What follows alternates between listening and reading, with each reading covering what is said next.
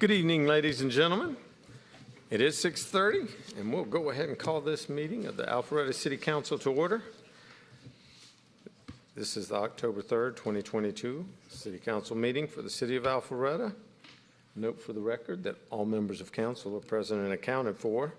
And as always, we begin with the Pledge of Allegiance. So if you're able, please stand and join us.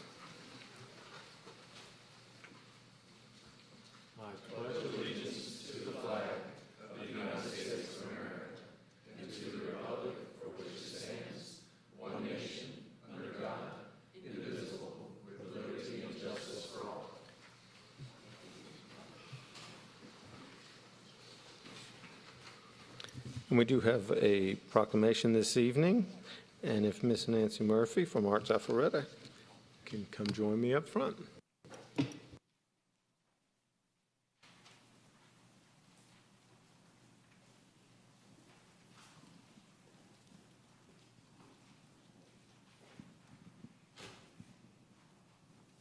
Thanks, sir.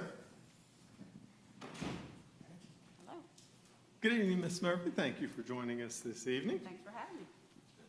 It's our pleasure, as always. So if you don't mind, would you like to share a few words about this proclamation? I would be happy to share a few words about this proclamation. The Americans for the Arts is a national organization that has declared October National Humanities Month. And so we are blessed as the nonprofit that supports the arts in Alpharetta to acknowledge this with the partnership that we have with the City of Alpharetta at the Arts Center, to let the community know that we do celebrate the arts in Alpharetta, and we're part of that national movement. I heard a funny quote today, and I have to share with you. I think you have seen many articles about what makes Alpharetta a great place to live, work, and play, and the arts is part of that. But the quote was, "Earth without art is just eh." It's a spelling thing. So anyway, that's why we're here. I'm glad somebody's funny up here, intentionally at least. So I'll begin with this proclamation by the Mayor and City Council of Alpharetta, Georgia, National Arts and Humanities Month. Whereas the month of October has been recognized as National Arts and Humanities Month by thousands of arts and cultural organizations, communities, and states across the country, and by the White House and Congress for more than 2 decades. And whereas the arts and humanities embody much of the accumulated wisdom, intellect, and imagination of humankind, and whereas the arts and humanities enhance and enrich the lives of every American and play a unique and intrinsically valuable role in the lives of our families, our communities, and our country, and whereas the arts and humanities contribute towards cross-cultural understanding and enhance the quality of life, and whereas studies show that arts and humanities serve as economic engines for many communities through the country. Like the art festival we just had. And Arttober and all the things. Whereas the artistic community enhances culture and embraces creativity in music, dance, theater, literature, design, media, and visual arts. And whereas Arts Alpharetta works to promote, protect, and support the growth of culture and heritage within the City of Alpharetta. And whereas the arts and humanities influence every aspect of our community in Alpharetta by improving our economy, enriching our civics, driving tourism, enhancing the quality of life, and exerting a positive influence on our children's education. Now, therefore, we, the Mayor and Council of the City of Alpharetta, Georgia, do hereby declare October 2022 as Arts and Humanities Month. We encourage all members of the community to celebrate, promote, support, and participate in the arts and culture throughout Alpharetta, Georgia. So proclaim this 3rd day of October, 2022.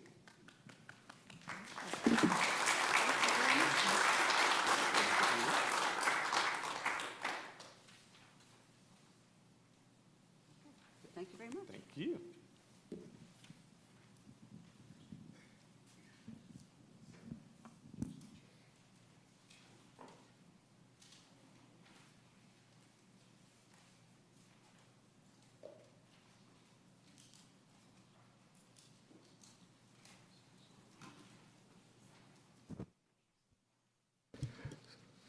I will note before we begin the agenda that there were two items, first being V-22-16, 133 Cumming Street, and that item was deferred by the applicant to the November 7th, 2022 City Council meeting and public hearing. And there was one other item I'd like to notify you is the following items were removed from the agenda by staff. There's actually two components that were removed, and that was the design services for Wills Park improvements and Wills Park Equestrian Center improvements, RFQ 22-1005 and RFQ 22-120, as well as Wills Park Equestrian Center Arena number 3 renovation that was removed from the agenda by staff. So that being said, we will now move on to the consent agenda, and the consent agenda has two items. First, the council meeting minutes from the meeting of September 26, 2022, and the second being task order for on-call stormwater pipelining services to Utility Asset Management, Inc. Is there anyone who would like to remove anything from the consent agenda this evening? Seeing none, I'll call for a motion. Motion to approve. Second. Have a motion by Councilman Hypes, second by Mayor Pro Tem Merkel, and that was to approve the consent agenda. All those in favor, please vote yes. Otherwise, vote accordingly. And it does pass unanimously. We'll move on to the public hearing portion of tonight's meeting, and as I previously mentioned, V-22-16/133 Cumming Street has been deferred until November 7th, so we will not be hearing that item.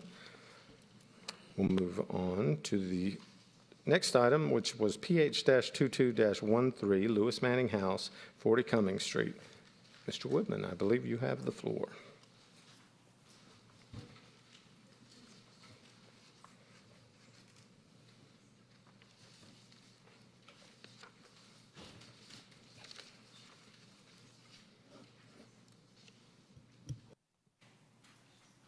Thank you, Mayor and Council. The public hearing item before you this evening is a change to previous conditions of zoning. It's related to the historic Lewis Manning House.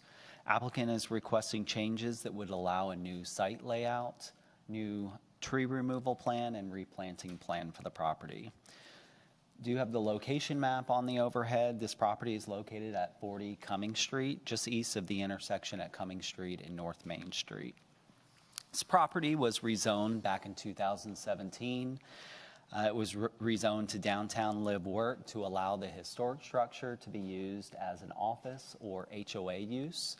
And that was done in conjunction with Taylor Morrison's Manning on the Square single-family detached development on Cumming Street. The current applicant, the applicant that will be before you this evening, brought this request forward to City Council back in November of 2021 to change the conditions of zoning to allow the home to be used for a private residence. That was approved, and it was conditioned to a particular site layout. The applicant has a new architect and a new plan for the layout of the property, and that's why they are bringing that request forward to you this evening to change those conditions of zoning to allow this new site plan, tree removal plan, and replanting plan. This is the applicant's proposal for the property. So this represents the historic Lewis Manning House here. And there's a detached garage addition at the rear of the property and a pool and cabana off in the side yard. For comparison, this is the previous plan that was approved on the property back in 2021. Again, the historic structure is here. There was an addition at the rear of that structure, and there was a pool and 2 cabanas in the side yard.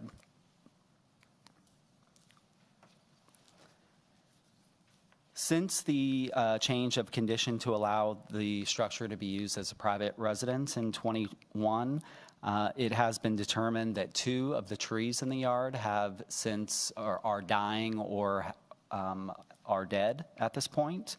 So there will be 2 trees in the previous conditions that would come out. These 2 trees right here are either dead or dying currently. And then this is the applicant's landscape plan. The previous request on this property did not provide a landscape plan. There was a condition addressing a landscape plan to be approved by a design review board. The applicant has taken the time to create a replanting plan on the property. Pretty extensive replanting plan, shrubs and trees throughout the perimeter of the property as well as throughout the property. You see quite a bit of shrubs and trees in this location here that will help screen the pool from Cumming Street.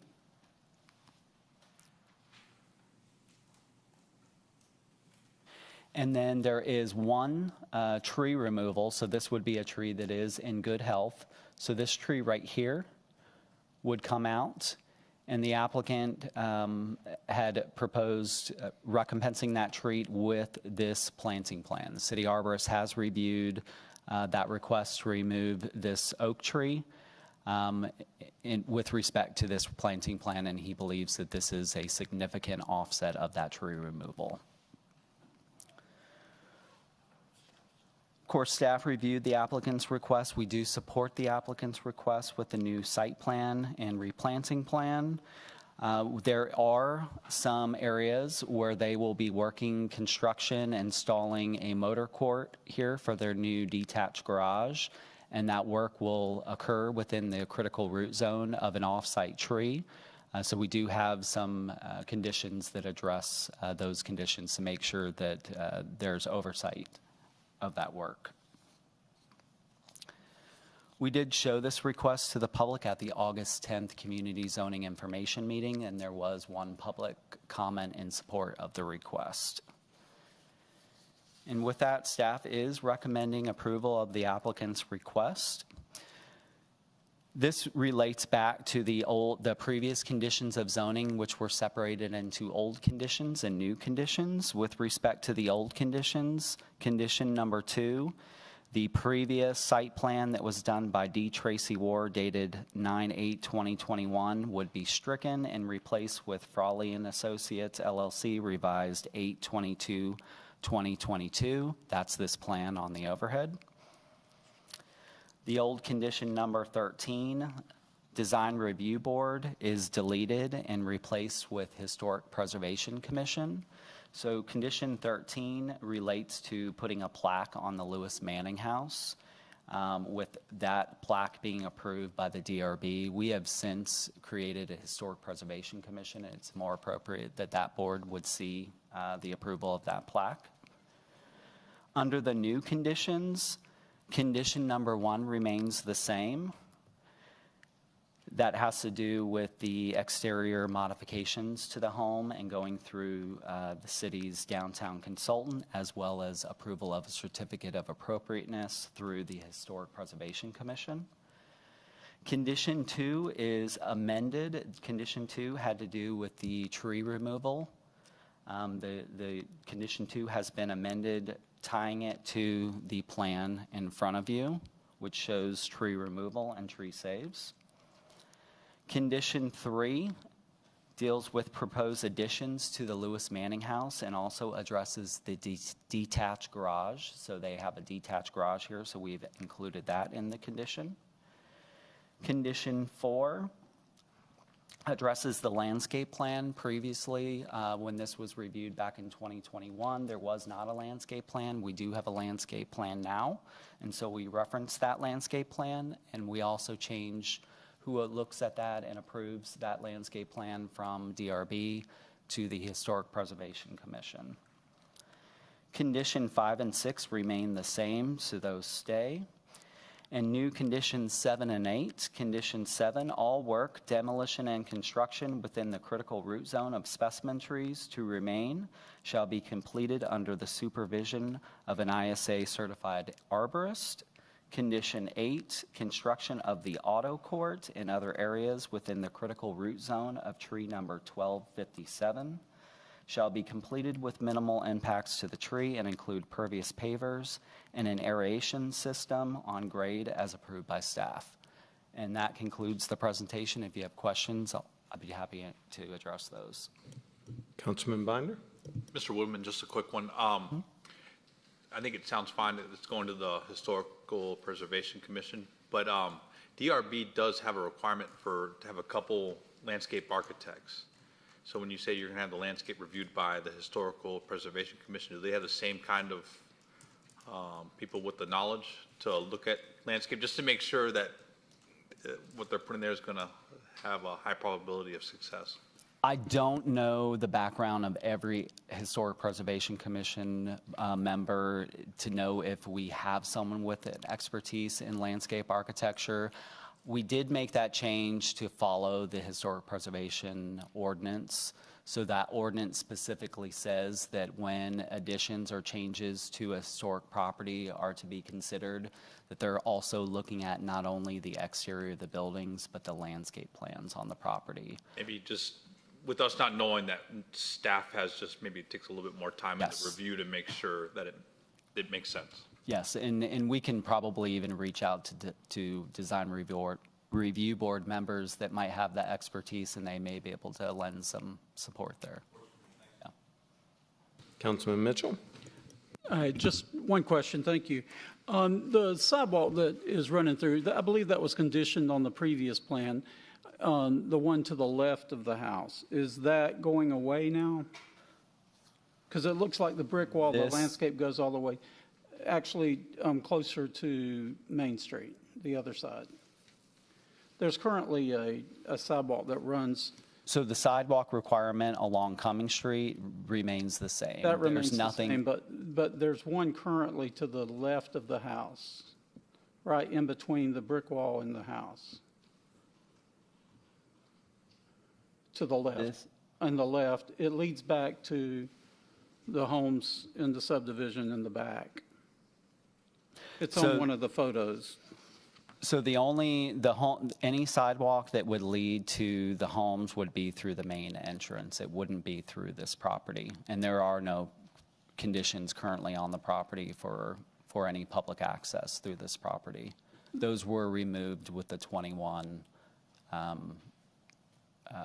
public hearing item on this. Okay, so it was there because it's shown on the aerial map, the third page in our packet.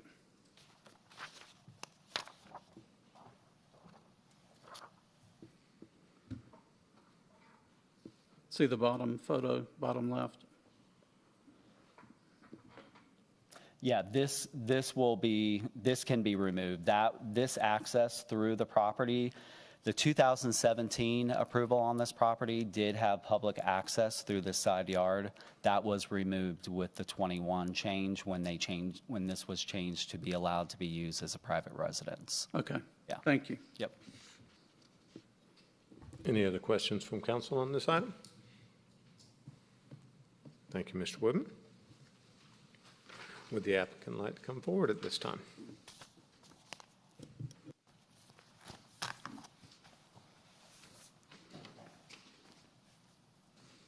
Good evening.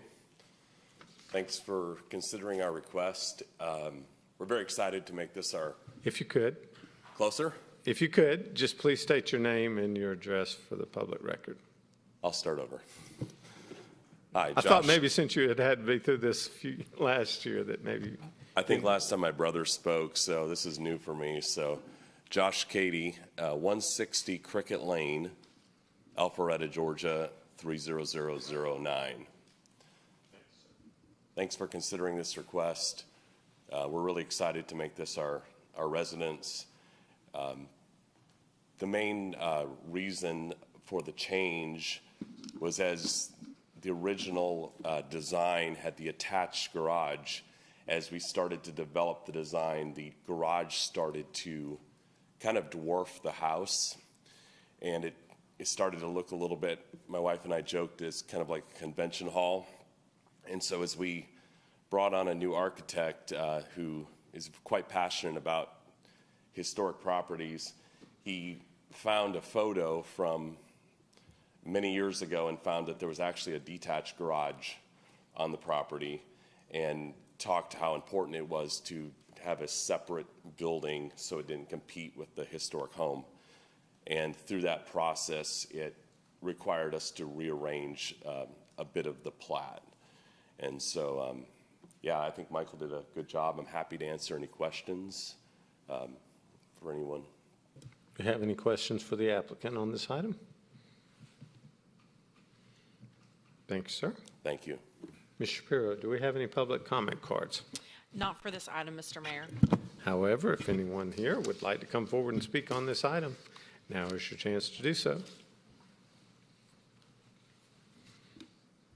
And just a reminder, your name and address for the public record, please. Yes, sir. Michael Buchanan, 135 Pebble Trail, Alpharetta. I was going to speak later on something else, but there was some part of this that kind of made me perk up a little bit. And the part of what I was going to say later had to do with trees that are declared dead, dying. And so I've seen several cases in new development in which the trees are gone, and you look at the reason why, and he said they were dead or dying. Not specifically this case, but in others. And then when you look at the tree after it's cut and it's too late, there's no cavities, there's no disease, there's nothing.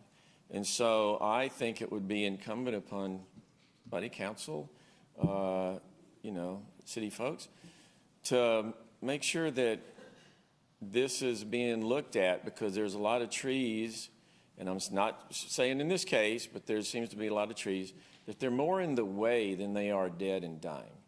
And so I think, but once they're gone, they're gone. There's no putting them back up, because I've got pictures of trees that supposedly had issues, and when they're laying on the ground, doesn't seem to be one problem in them. And so I'm not sure what all this means, but I wanted you to be aware that for some of us, when we hear that a tree is on its way out, then I've seen enough cases where that's not true to make me speak up. So anyway, I just wanted to toss that in there. Thanks, sir. Thank you. Is there anyone else that would like to come forward on this item? Seeing none, we'll close public comment.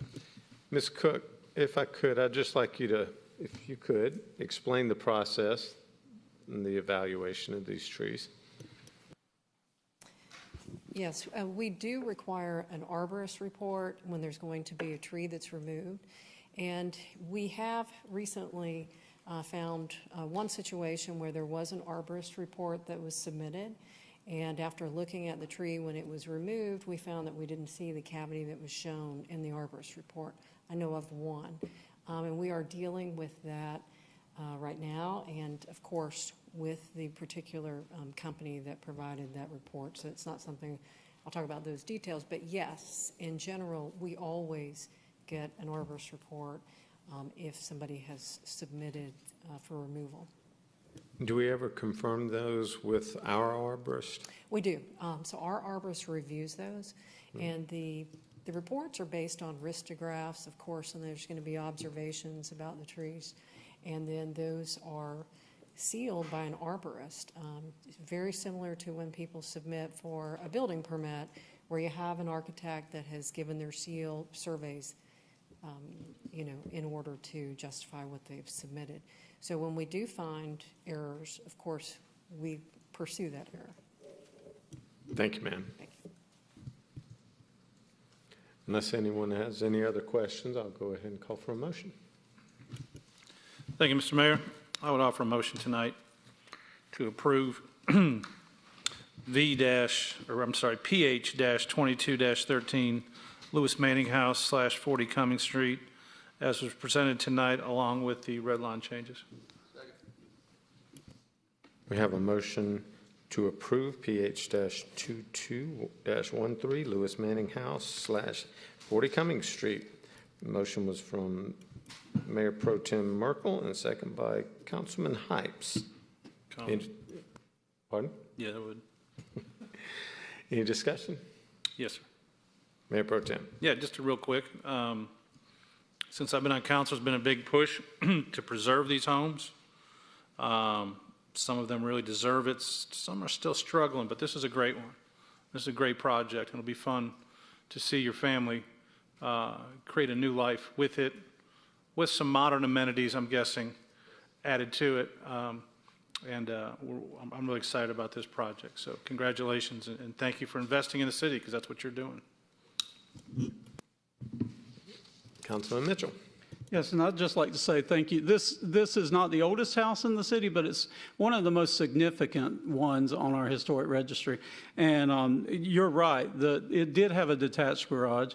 And one of the things I was concerned about is hoping that the other plan wouldn't grow too large. So this, with those stone buildings, I think is going to be just lovely back in there. So thank you for all the landscape improvements in there as well, and best of luck. Anyone else? Seeing none, go ahead and call for the motion to approve as outlined by Mayor Pro Tem Merkel. And it does pass unanimously. Congratulations.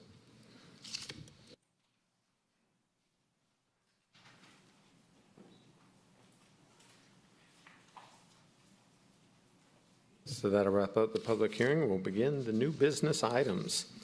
As I mentioned earlier, the first on your agenda, if you're looking at that, were removed, pulled by staff for a future meeting. So we'll begin with that item C on the agenda, and that is the Alphaloo Foundation Memorandum of Understanding. Director Cook.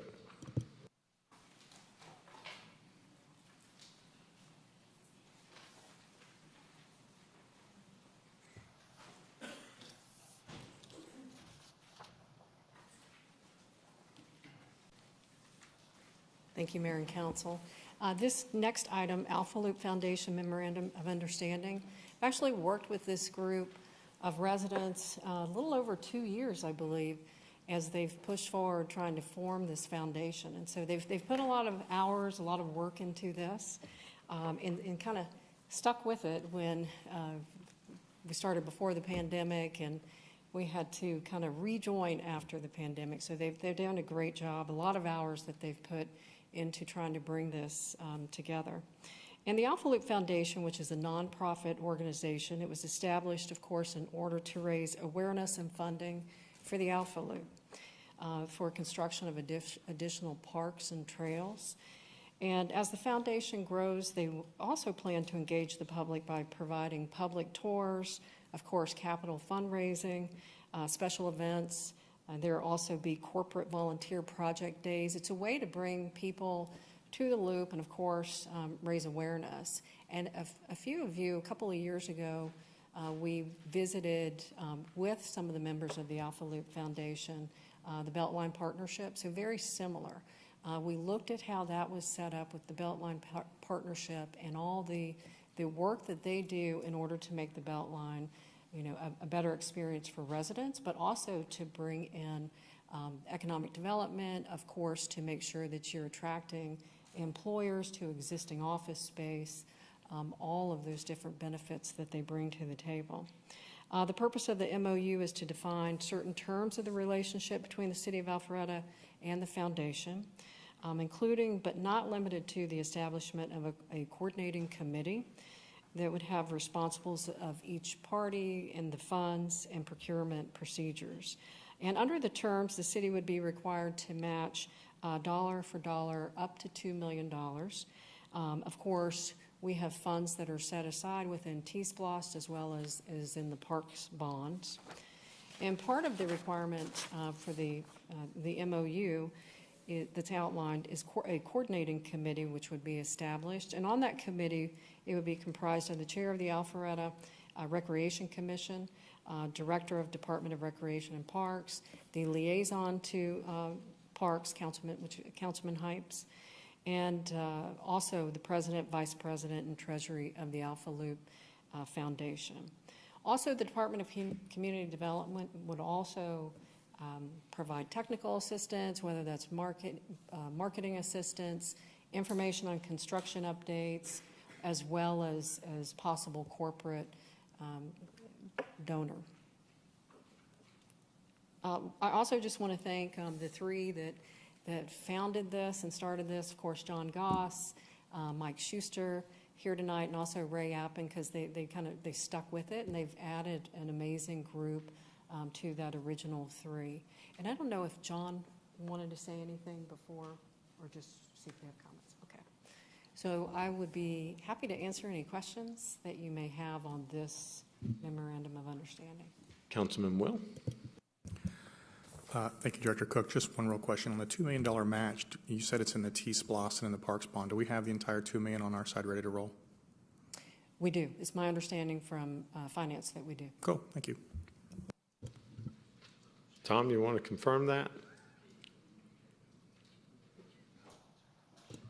Or Pete?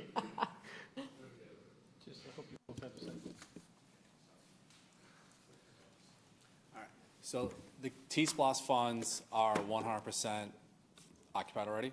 That was through the construction project that we just did from Chelsea Walk all the way to Northwinds.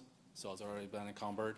And there's already MOU executed between the city and the North Fulton CID that the $7.5 million in the Park and Recs bond would go towards the tunnel construction that the CID is currently designing right now. So those are all the funds that I'm aware of in on the bond as well as in T-SPLOST. Tom, would you like to elaborate on any of this? I think that's exactly my take as well.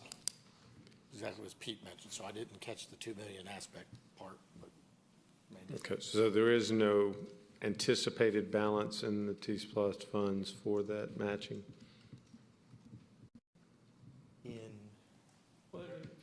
Not allocated towards the loop right now, is that what you're thinking? And these would already be allocated to the loop. These are Yeah. allocated. Oh, okay. We're trying to We clarify can here. beat the match because we've already Yes. appropriated and encumbered and contracted with our $2 million match. And that was my understanding from Sean, yes. Okay, now I think I understand. Councilman Will? I'm sorry, I just want to clarify because I'm confused. So we have our $2 million in the two funds set aside that's already been allocated towards these projects? It's my understanding from finance that we already have the funds within T-SPLOST as well as the bond. So we have over $2 million that are earmarked for the Alphaloo. If I could, I think the explanation is we're already doing work that would Correct. cover the match. We've already That's We're- correct. done those contracts, and we're spending that money now. We're already It has- spending our $2 million. We're waiting for them to. We're kick in their spending $2 million. $9 million. We're not waiting for that. We're not waiting for them. Right, so we're going to spend it one way or the other. It's just a matter of whether we match it with them through certain sections, or we just continue what we're already going to do. And that's a good point too, because I know we have a donation next week of $100,000 from Brookdale. And so it's my understanding from Pete that they specifically want those funds to be used for construction. So although the Alpha Loop is already funded for that section, some of those funds will be removed to go elsewhere on the Alpha Loop so that it can go directly for the construction. Councilman DeRito? I have to admit, I remain confused, because if I was one of the foundation board members sitting out there, hopefully they're clear on this, but I would be wondering, am I getting a match from the city? Or are they using money that's already encumbered for the Alpha Loop as our $2 million, meaning they're going to raise potentially $2 million for trail extensions, maybe a little pocket park, whatever they decide to do as a foundation. And there's no resource of money appropriated yet to provide a matching to their projects. That's the way I'm understanding it. And I explained that to them because, you know, it's a budget process, so we can't change the budget in October. And I explained to them that this would have to be a match from the existing funds from the T-SPLOST or the parks. That could change through the years if you wanted to revisit the memorandum of agreement. But for this particular agreement and the understanding is it's within existing budget. Can I ask our council, Ms. Swine, a question on this? If we've encumbered funds for the Alpha Loop and we go into this MOU, the way it's written for a $2 million match, are we able to utilize encumbered funds to, in effect, be whole on that $2 million match going into this MOU? been looking through the agreement, and I'll be honest with you, I'm not the one that negotiated it, but I'm not seeing anything that would be problematic on that point. Okay, thank you. Any other questions from Councilman Mitchell? Correct me if I'm wrong, Ms. Cook, but we also have an obligation to our taxpayers who voted on these funds to be used for the Alphaloo. So it was incumbent on us to go ahead and do that. Is that correct? Yeah, and I think what Councilman Dorito was referencing, and it's something I did have to have those conversations with the board, is that there's not a way in, the middle of, after the budget's approved, to earmark an additional $2 million that's not already earmarked for the Alphaloo. So that was the understanding. And Thank you. if I can add, Councilman Dorito, there is a section 3.4 in the agreement. It says that the raised funds, the matched funds, and any allocated funds will be used towards the improvements as jointly agreed upon by the Alphaloo Foundation, the City of Alfreda, by and through the committee. And they are required to be consistent with the approved master plan for the Alphaloo, which, based on what Ms. Cook has been saying, is how those earmarked funds are being used. Thank you. Any other questions from council at this time? All right, seeing none. Ms. Shapiro, do we have any public comment cards? Not for this item, Mr. Mayor. However, if anyone would like to come forward, talk about this memorandum of understanding, now's your opportunity. Seeing none, we'll close public comment. Do I have a motion from council? Yes, sir, Mr. Mayor, I'd offer a motion this evening, motion of approval of a memorandum of understanding between the Alphaloo Foundation, Inc. and the City of Alfreda, Georgia, as presented this evening. I'll second that. I have a motion by Mayor Pro Tem Merkel, a second by Councilman Mitchell. And that motion was to approve the memorandum of understanding between the City of Alfreda and the Alphaloo Foundation as outlined by Mayor Pro Tem Merkel. Any discussion? Councilman Hypes. One of the things that really excites me about Alpharetta is how our private sector steps up to invest right here in their own backyard. And I'm extremely excited about what the foundation is doing and is going to do. I've always believed, and believed more and more every day, every week, every month, that the Alphaloo is completely transformative for Alpharetta. I think people who come to visit this city and see it and experience it find that it's almost wholly unique to connect all the different parts of the city. I use it regularly, and it is just an amazing way to get around this city, see the city in all its beauty, meet your neighbors in the process. And for the private sector, you referenced $100,000 coming in. They see the value in it as well. And when we can be, as a council, great stewards for our tax dollars to match and work with the community through the foundation, I just think this is a tremendous win-win. And I know that you guys on the foundation have been working hard. I see Mr. Schuster there on the front row. Thank you. Can't thank you enough. You got a day job, but here you are donating your time to this along with all the rest of your foundation members. This is exciting, and this is great. So thank you. Councilman Mitchell. I also want to echo what he said. Thank you all. You all look very smart. And Ray, I know they got you on there because of your smart and wit, not for the free ads that you'll put out there.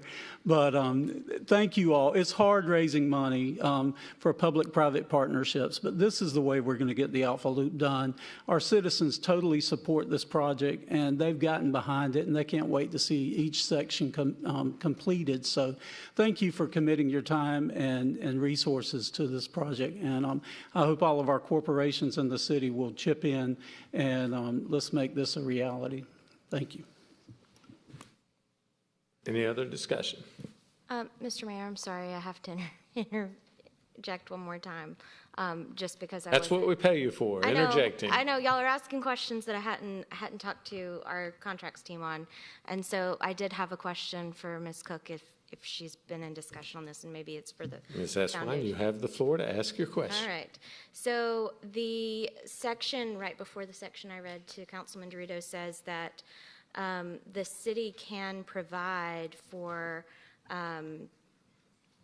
allocated funds, which are in addition to and not in lieu of the matched funds. Did y'all talk about that being not the excess of the 2 million allocated? I think you said maybe 7 million for T-Splost or something along those lines. So that would be the 5 million extra that are the extra allocated in addition to the 2 million. Well, if they were able to raise additional funds, I mean, I think even though this says up to 2 million, I'm sure we would want, if they were able to raise 5 million, we would want to come back and make sure that we could match, see if we can match that. Okay, that was it. But it was just to kind of cap it at the up to 2 million. I think. I just wanted to make sure that that had been discussed, so we're good. Thank you. Thank you for interceding. Any other discussion? I'll just say thanks to our founding fathers of the ALF. I like the acronym. I think there's a lot of things you can do in marketing with that, and to the new faces that are helping. So great idea, great progress. All those in favor, please vote yes. Otherwise, vote accordingly. And it does pass unanimously. Thank you, ladies and gentlemen. So next item up on the agenda is not very far. The Alphaloo Foundation License Agreement. Director Cook, you have this item as well. Yes, Mayor and Council. It's also the intent of the Alphaloo Foundation to undertake as part of their fundraising activities the manufacture, distribution, use, and sale of products that will bear the Alphaloo logo. And that's something that we trademarked several years ago. So this is a licensing agreement in order for them to be able to make the hats, the T-shirts, the different, different swag that they may want to make. And of course, it's even so that they can even start their Alphaloo Foundation website and to be able to use the Alphaloo logo on the website.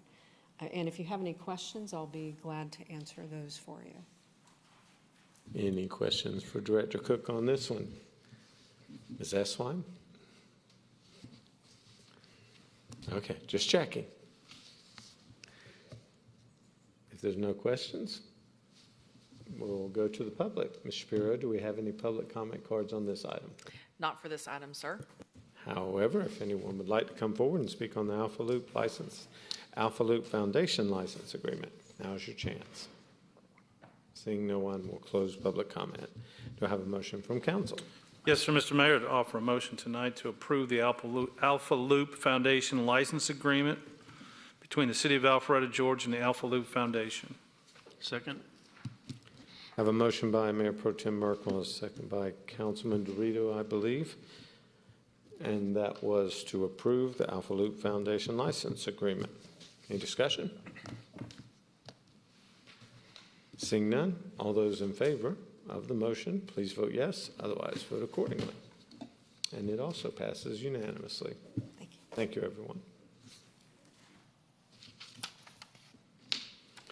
Next item up on the new business portion of tonight's agenda is the resolution 2022 through 2023 for the Georgia Outdoor Stewardship Program application submission. Ms. Eswine, do you mind reading the resolution? A resolution of the Mayor and Council authorizing the submission of the 2022-2023 Georgia Outdoor Stewardship Program pre-application to the Georgia Department of Natural Resources. Thank you, ma'am. Mr. Rogers, I think it's just going to work easier for me to have her read the resolutions first and then have you explain them, because I always forget to have her read them once you've explained everything. I agree, and then you don't have to remember. You don't have to remember to do it either. So, good evening, Mayor and Council.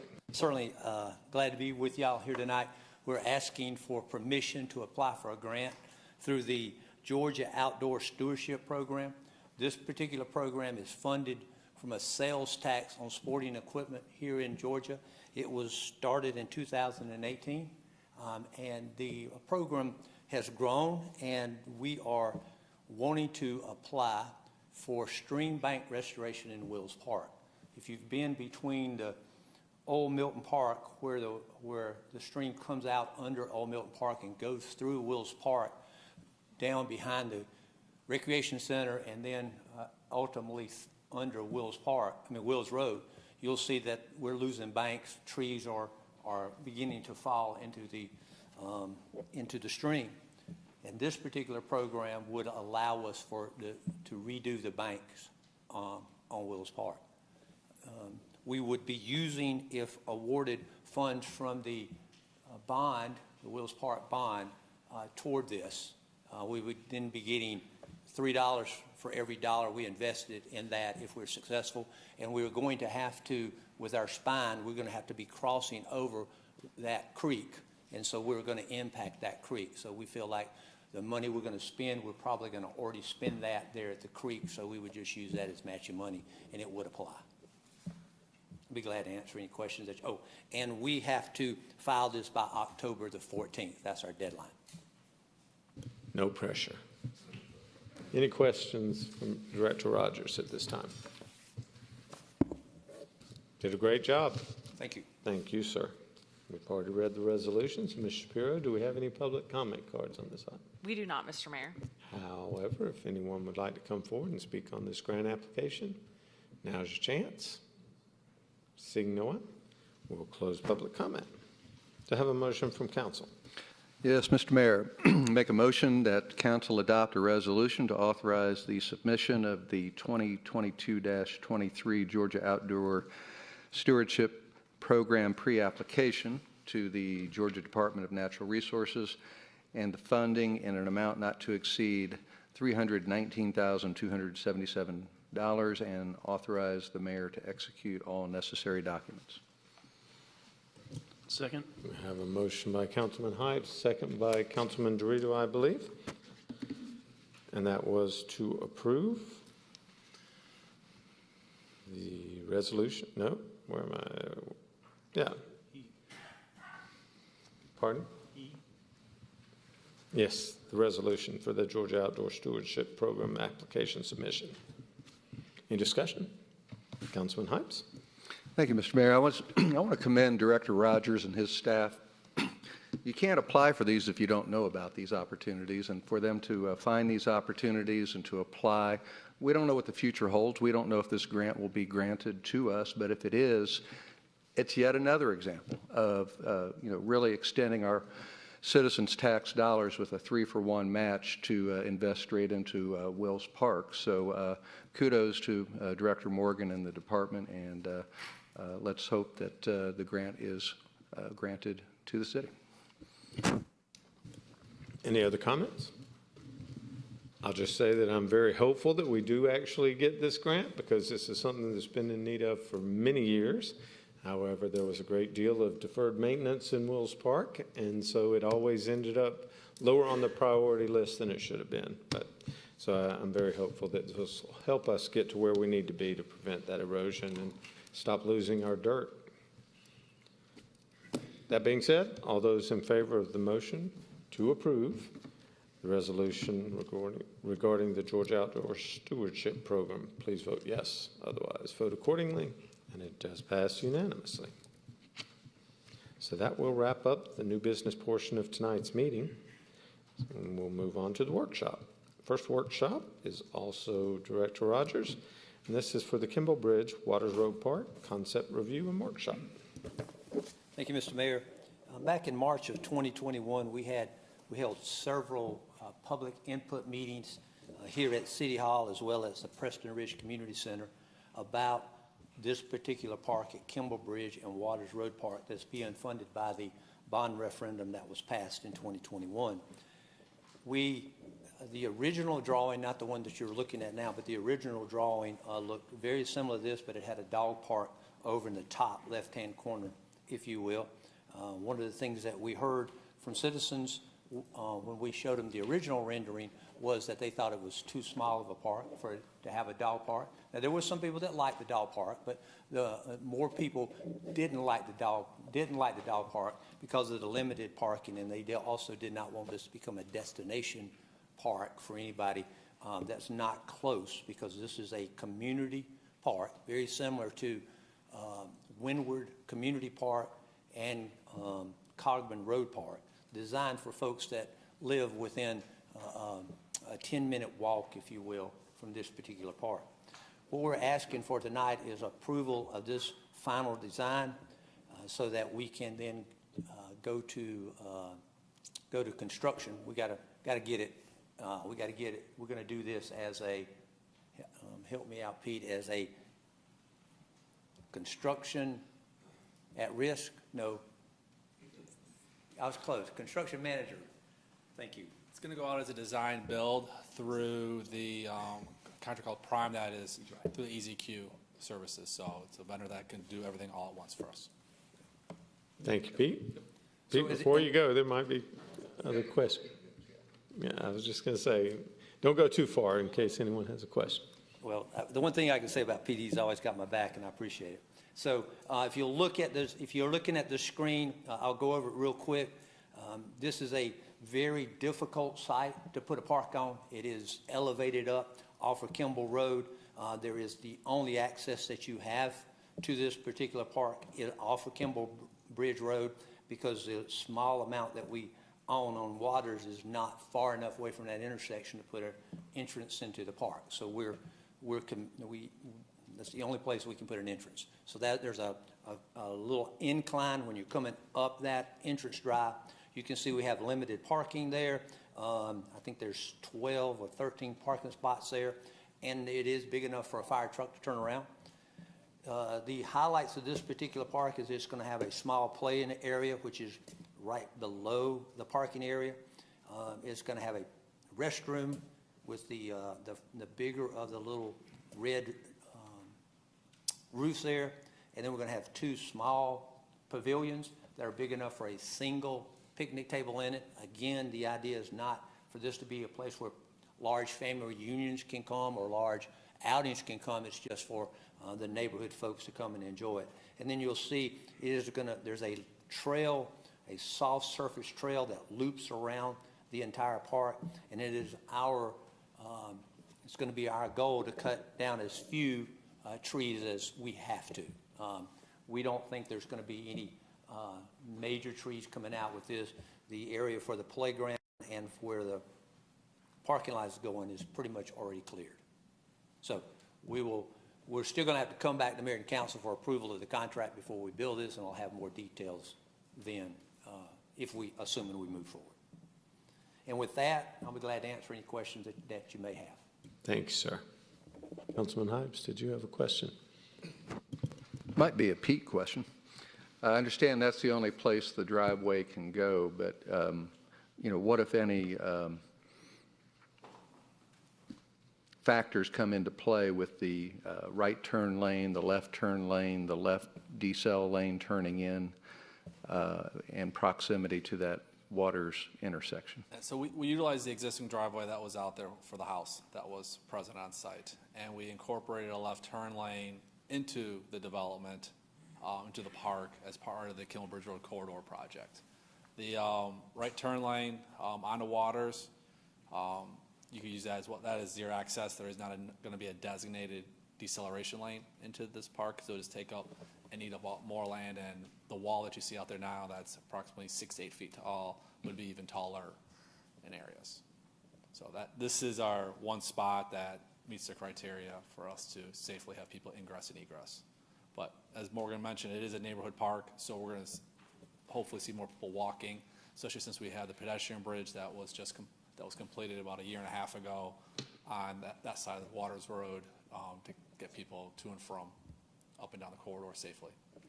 Is there a crosswalk out there now, or will one be built? I don't see one on the Google Maps. They're at the intersection of Kimball Bridge and Waters. There are crosswalks in all 4 quadrants. Okay. Thank you. And only to clarify, I'm not sure I heard what I was looking for. I remember when we had the community meeting, people were concerned about left turns out of there. So coming out of the park, is it obstructed so you cannot make a left turn, or is it? You can make a left turn out of the park. Okay, and I think that was a concern of some of the residents that I'd heard. So we feel that it will be safe enough to make a left turn out of there? Yes, you're going to have to wait for the left turn movement. You're going to have to wait for that left turn queue going into the park to come through, and then you'll be able to make the left turn behind those vehicles. Okay, thank you. Any other questions from council?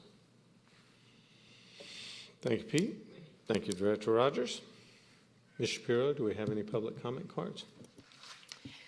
Yes, Mr. Mayor, for this item specifically, the first speaker that we may have is John Hawk Sr.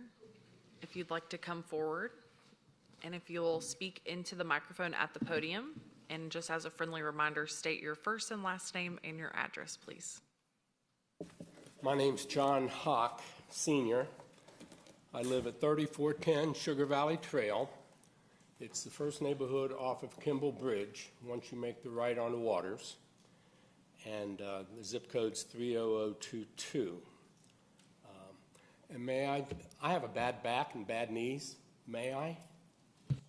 Okay. And then the other thing is, I didn't know you had that nice TV screen there with a map on it. While I'm speaking, could you put that back up there so that people in the room can see exactly what I'm referencing? Okay. Okay. So are you going to sit? I'm going to sit, yes. Okay. No, you only get 3 minutes. Oh, I better hurry then, hadn't I? Well, that's what I mean. I didn't want you to get too comfortable sitting. I'll go down my list. Some of them you've already talked about. The only other thing, would my councilman raise their hand? Because I don't know who my city councilman is. We're all served throughout the city. Oh. There are no districts in the city of That's Alpharetta. nice to know. Okay, but I'm still going to sit, if you don't mind. Please. Okay. As the other gentleman was talking, you've hit on some of the things that's on my list. And one of them is the safety of that location of the park. Right now, I don't know what kind of lighting is in there. I'm really concerned how close it is to the properties in the neighborhoods. The one property that's at the bottom end butts up against Hampton Hall. My neighborhood is Cross Waters Road and just up a little bit. And I'm concerned about this park possibly being an attractive nuisance for people that you don't want, homeless, people doing drugs. I don't need to go on, but I think you can understand my concern. The other thing is it a requirement that restrooms be in such a small park? The other gentleman referenced it is a rather small space to have a park, so do you really need a restroom? And if this is a neighborhood park versus an Alpharetta park, which I heard a gentleman say, we can all go home and use the restroom if we're there. So I'll just leave that concern there. The other thing is, will it have a controlled access? Like that in and out spot, just like some of the other parks, will they have gates on there that it will be locked after a certain time frame? And what time will they be open? Because that does not need to be a location that people are there at 11, 12 at night doing things that they really shouldn't have to do. Park maintenance, I go down to Newtown Park a lot. They have people down there from the city working all the time, picking up, cutting grass, making sure on the walkway that you don't have a dog park, but people are going to walk their dogs, that people can, where you have the bags along the cart path for people to pick up after the dogs. It'd be a blessing if they did, because they don't do it in our neighborhood. So we can send them over there where they'll pick them up. And then the last thing is really a concern, and it still is a concern after hearing the other gentleman, traffic and parking congestion. When you're headed, I'm going to call it southeast on Kimball Bridge Road, it's an easy access with a right turn. I hardly believe that it's an easy access to come out of the park and make a left turn onto Kimball, and I really challenge the ease of coming northwest on Kimball and making a left in a park. The city, the state, the government has recently spent a ton of money on Kimball Bridge, getting it to relieve the traffic congestion over a period. Sometimes we did it, and we even redid it with money. I really think we're looking for an accident to happen at that particular point, and it needs further review from whoever does the traffic to make sure that is a good egress and entrance to that park. So those are my concerns. Since I only got 3 minutes, I could have elaborated, but I appreciate you keeping me honest, and I thank you very much. I appreciate you coming forward, and you did a great job of staying within your allotted time. This Do I isn't have a more back and time? forth, but I will, pardon? Do I have more time? You do not. However, I will allow Director Rogers and Pete Sasevich and Director Robinson from Public Safety to come up and please address the concerns that he just raised. Director Rogers, maybe you could begin with the utilization of the park itself, Absolutely. the need for a restroom. Well, yeah, it is a small park, as I said, and it is a neighborhood park, but we feel like that it needs a restroom. Very similar, again, to Windward Community Park is a small park, Cogburn Road is a small park, but when you have children, and a lot of the folks that are going to be using this park will be coming to the playground, and when you have a 2-, 3-, or 4-year-old that has to go to the restroom, from that park to wherever they live is a long way. So we feel like there is a need for a restroom there. It would be a very small restroom as we have at Windward Community Park. And there will be no gates. There are no gates on any of our parks. Now, we have gates. The only place we have gates now is at the Greenway entrance, and we have that when the Greenway floods and we close. So we don't have gates on any of our parks throughout our system. And the maintenance, I can tell you that Newtown Park is not one of the city of Alpharetta's park, although it is a nice park and well maintained. That's done by the city of Johns Creek. But this park will be on our maintenance schedule, as all of our parks, and we'll ensure that the park is kept up clean and looks good and is in always constant use for that. And if we fall short of that, then they certainly can call the city, and we'll take care of that. But maintenance is one of the things that we insist upon in all of our parks. Before you hand it off, if you would you talk about the initiative you've been doing? I took his concern about the restroom and attracting people that may be housing themselves in the restroom. Could you talk to that? Yes, can. All of our restrooms that we're building in the community parks are small restrooms, either a single restroom or a double restroom. They're not, and they're all family restrooms, so anybody can go in and use it. We don't have a men's or a women's side. But one of the things that we're putting in that is that we're putting in up top, we're putting in a glass panel, one of those thick glass panels. And when you come into the restroom, the lights come on automatically. And if there's no movement in there for like 2 minutes, they'll go off.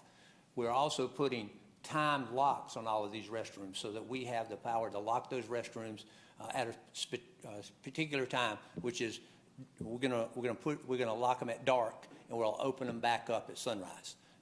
And the good thing about that is that if somebody is in that restroom after dark, the lights will come on. And as our public safety folks are patrolling and they see a light on in those restrooms, they know somebody's not supposed to be there. And so we're making that initiative to all of our restrooms. We have an initiative where all of our restrooms are going to have the time locks on them as we're moving forward. Right now, we have them at North Park. We've got them at Windward, and we got them at Innovation Academy. And when we build this park, it will be built that way. They'll have those on there when we build it. Thank you, sir. Director Robinson, if you want to address the safety within the park and people creating disturbances. Sure. I mean, we have a lot of parks, obviously, and so there's a lot of ground to cover, but we do make our parks part of our patrolling, especially in the evening. So we do patrol the parks as best we can, obviously looking for any kind of issues or concerns. And of course, if we get any indication of something going on in the restrooms, or if, as always, we ask our community if they see anything that doesn't look right or unusual, to just go ahead and call us and let us come out and check that. But we do proactively patrol the parks as much as we possibly can. And obviously, we want to do the best we can to make that a place where people feel comfortable to come. Thank you, sir. Pete? Once again on the egress and ingress. Yeah, I'm trying to look on the Google Maps a little closer. It looks like there's about a 75-foot left turn stacking lane, which is about 2 to 3 vehicles. With only about 12 vehicles going to go to that park, that's more than adequate to handle the left turn movements. Making the right-hand turns, Winmore Parkway doesn't have right-hand turns, dedicated right turn lanes, and people are going through there on that 2-lane road. So we want to slow people down. The removal of the designated deceleration lane is going to help improve that. So we feel comfortable with the ingress egress that we have out there for the amount of visitors that we anticipate going there on an hourly basis. Right, and I know Director Rogers has talked about this in the past, but as a pocket park, we don't expect a tremendous amount of traffic at all, right? Have y'all have any estimates as far as the car traffic that you would expect in a facility this size? Not right now. I mean, what makes this one unique to Cogburn has a little bit more vehicles going from it just because the subdivisions at the time were a little further away, but you have Hampton Hall that's connected right there, that we're gonna have a lot of traction from right there. A lot more people are walking these days now than we've seen in the past. Okay, thank you. Thank you.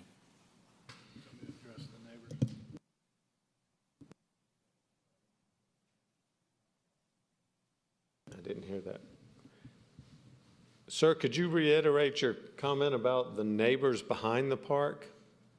I don't recall. You don't have to come forward. I'll repeat it for you. I don't want to make you walk all the way up here just for that. I'll do what I got to do. The neighbors, as I pointed out on the map, Right. at the south on the picture, that neighborhood is Hampton Hall. Yes. Mayor Pro Tem Merkel lives in there. That's. Oh, good. Nobody's concerned. So, anyway,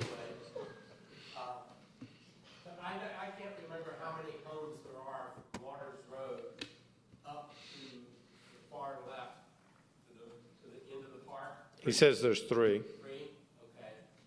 And I know if I was one of those, not everybody's like me, I'd be extremely concerned if I didn't have the right answers to the safety portion, keeping the people out of there that shouldn't be there and out of there at a time they shouldn't be there, I would be extremely concerned with that. And what I read on this paper map that I got was that is a list of evergreens.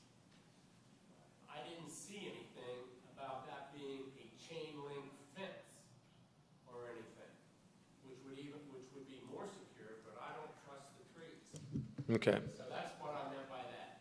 Mine, you're not just going to keep stragglers on that side of the street. They're going to cross the other side too. So it's just. Okay. Thank you. I think I get it now. Mayor Pro Tem Merkel, would you like to address that while we're in discussion? Yes, as Director Rogers said, this has been going on for 2 years. So this isn't something we just whipped together and brought up here tonight. And it says no knock on you if you weren't involved early on. I'm just letting you know. We've had multiple meetings, and all 3 of those homeowners that back up with this final product have all said they either support it or don't oppose it. One said he wished it would stay woods. That's not going to happen if the city owns it. It's not right for the city to buy property and just designate it woods, in theory. So the good news was that when this was purchased, Councilman Binder was helping to lead the charge back 6 years ago, I think almost now, or 7, was to identify these. And what the city was able to do is twofold. One, provide the park, as was presented by Director Rogers, but it also took away 2 really large single-family homes or possible a cluster of multifamily homes, at which point these residents that butt up to it could be looking at somebody's backyard swimming pool all day. So the alternative was a combination of a much more active-looking park, as was mentioned about the dog park, to tone it down to what you're seeing here today, and those 3 families are extremely pleased with what's been come up with. So that's, and I've got it in writing, and I know I've got it verbal, I've got it in writing. Councilman Binder? Yeah, I'll add on a little bit to that too. From my understanding, when we visited the houses, I don't think Morgan was there, but pre-Morgan, the houses there weren't exactly in the best standards and safety. So it's definitely been an improvement on that. And we've worked in the past with, we treat the people that are adjacent to our properties, of our parks, we treat them as neighbors. Morgan and his team's always done a great job of, even after the fact, it's like, ooh, I didn't know it was going to be that busy, working with the neighbors and kind of fencing and visibility on that. So you've done it in the past, Morgan. I got trust in you that you and your team will do it again. Thank you. Is there anyone else that would like to come forward with public comment on this item? Now's your opportunity. As you've heard, please state your name and address for the public record. You have 3 minutes. Ralph Heigl, 225 Red Bend Ridge Circle, Alfreda. As much as you'd like to say that, there's been a lot of meetings about this, it seems that, it wasn't really advertised too much about come forward and see it. The last thing we heard was there was one resident that came to the last meeting. And I don't know. And tonight, we have a school redistricting meeting over at Alpharetta High School, which some people may feel is more important. I'm also feeling uneasy about the restrooms myself. It's, even with OC Park is a cautionary tale with tagging and that sort of thing going on with those restrooms. And this could be something that's really nice, walk around, exercise and that sort of thing, bring your kids. But it could be more like that little pocket park that's across from Avalon, which has, I don't think there's any restrooms there, and it's good use of some land. And I don't know, I just feel that a lot of parking and,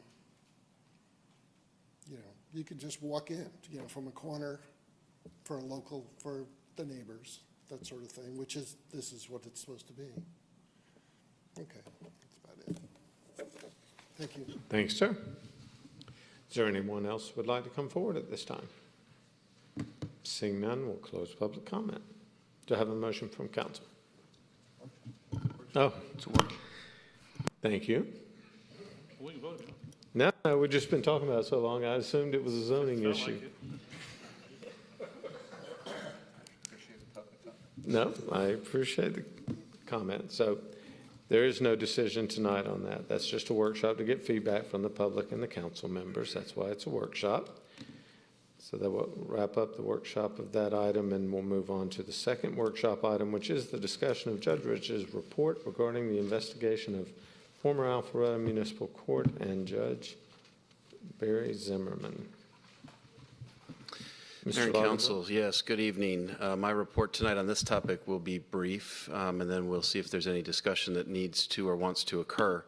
As you recall, back in July of 2022, the Commission or the Council directed that we move forward with an independent inquiry into the matters that formed and informed the JQC opinion of former Judge Barry Zimmerman. We employed Judge Randolph G. Rich to do that, to investigate the circumstances. We particularly charged him with discovering what events led to the JQC investigation, whether parties other than Judge Zimmerman were involved in any wrongful activity, whether the city can access the content that was deleted on city-issued electronic equipment, and whether there was any criminal conduct. You all have the benefit of having the full and unredacted copy of the report. I would just caution our discussion tonight to be mindful of the fact that there are sections redacted in that report, and we shouldn't discuss those as you all decide to either talk about this report and provide any direction or not. This is the manner in which it could come forward for the public discussion. So I am absolutely happy to answer questions that I know from having read the report, but you would probably have those same knowledge base as well because you're starting from the same point of reference. So, Mr. Mayor, just looking to you and the council as to what level of discussion you all collectively would like to have as a group on this topic before we put it to bed and move forward. Thanks, sir. So my intention was, first of all, if we have questions remaining from the report and from what we know, to try to address those here to the extent that we can. And if not, then to let Mr. Lagerbloom know how we would like to proceed if we want to further investigate anything or whether we are satisfied that this is about the best answer we're going to get. So if anyone has any comments or questions at this time, feel free. Councilman Dorito. Yeah, and as pointed out by Mr. Lagerblum, I want to be very careful what I say on this topic this evening, because it's fairly sensitive, but I will say this. I think the public needs to hear, and I'll speak for myself, the general distaste I have in reading this investigative report on our previous judge in the city. I do have severe concerns remaining. I'm not satisfied to just walk away tonight and, put this to bed, or however you want to term it. When I look at the fact that there was 5 cases in absentia that was signed off by another judge that is claiming that that was not even their signature on those files, I have a question on that. I have a question on the judicial integrity of our court system in Alpharetta. That if, and this is public knowledge, so I'm not saying something that's redacted, it was actually read in the newspaper, that these cases were, and the JQC identified this in their investigation of the judge, that he heard cases that he also was the attorney on, which is a huge conflict of interest. I call it judicial disqualification or recusal. He should have removed himself from those cases, and he didn't. He had the current solicitor at the time sign off on these cases, these plea bargains as well. I don't know the substance of the cases, how serious they were. It really doesn't matter if they were serious or misdemeanors or what have you. I think the question of law and order in the city of Alpharetta comes into question anytime our judicial branch is found to take some unethical practices. I personally would like to see us investigate this further.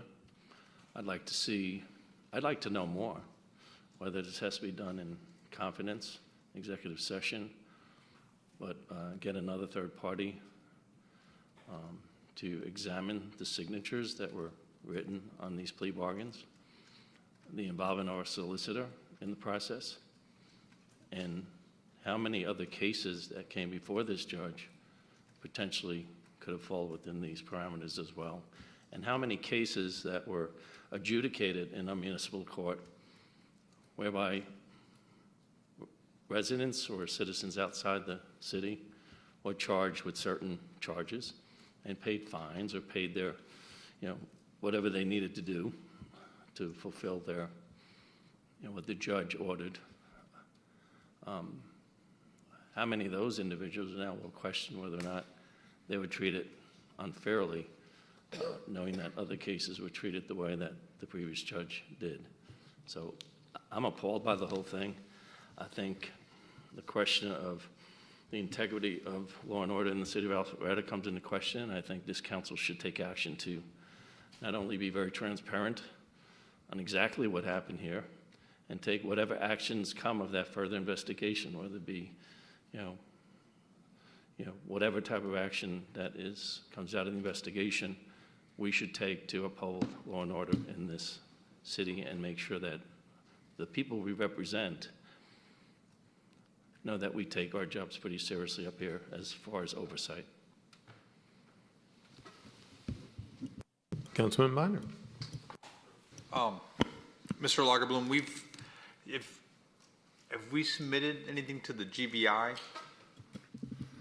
So I've relocated, and just bear with me because I've been going through folders that were created before I got here. So the agent that was once contacted, I think, has moved work assignment, so I have been able to track him down within the organization.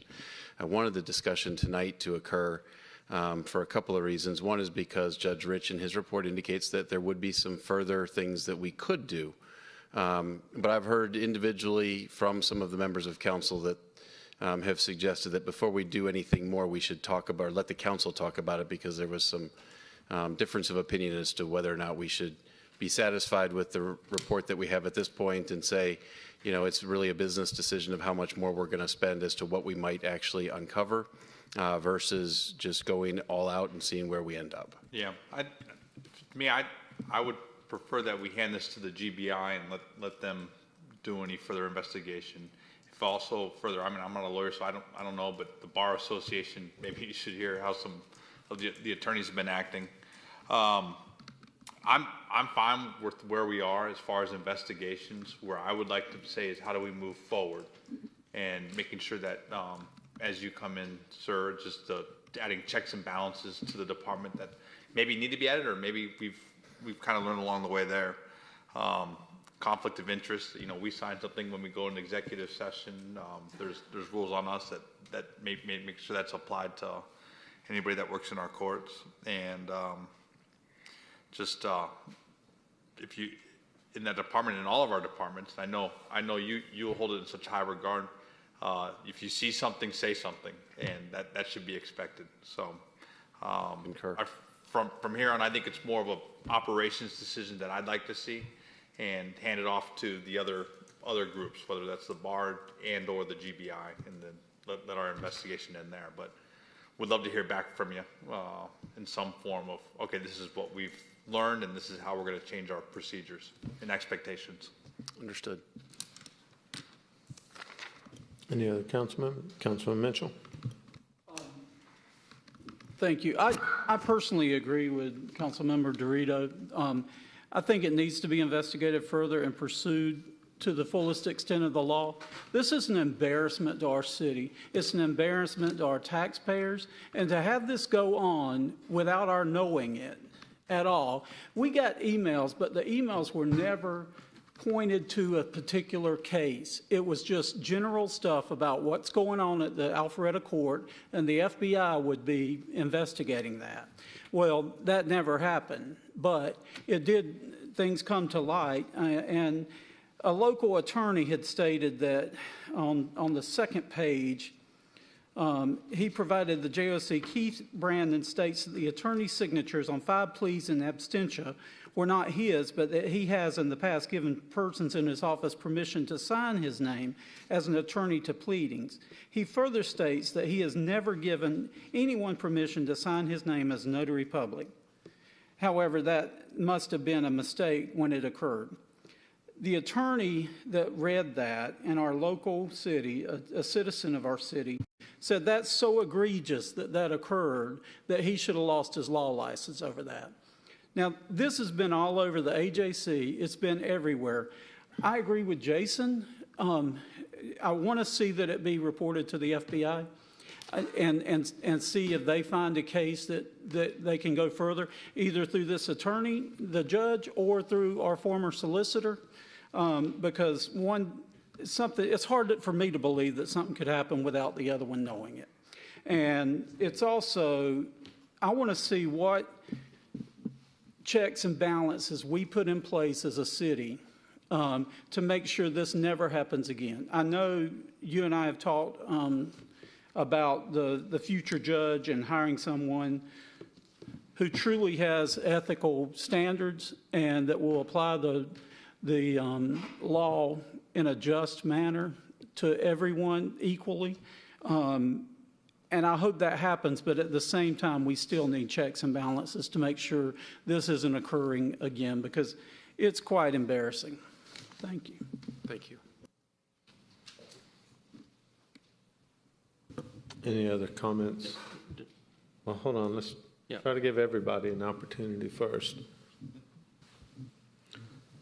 So, from my perspective, I agree with just about everything that's been said here. The one thing I don't agree with is the implication that we haven't been transparent. I think the city, once we found out what was going on, has been extremely transparent in sharing what we knew. Our frustration as council members was we didn't know anything more than anybody else. The JQC had not released their report.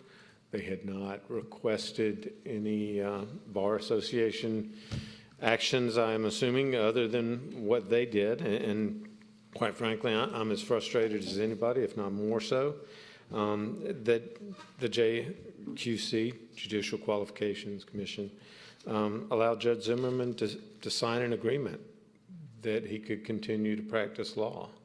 I'm very frustrated by that. However, I don't know that independently investigating this on our part as the city, beyond what we've already done, I think Councilman Biner probably summed it up best. I think, in my opinion, this is a failure of the regulatory agencies and law enforcement if there's really been crimes committed here. And so I'm much more leaning towards, if we turn the information we've discovered over to the property authorities, whether it's the Bar Association, the GBI, or any other law enforcement or regulatory agencies, I think there's not much value in us independently trying to pursue the facts, because we can't require testimony. I think there's a lot there that probably could be dug into. I just don't think it's independently subsidized by the taxpayers of Alpharetta to do it. I don't see any good outcome of that. So that would be where I am at this point. Councilman Dorito.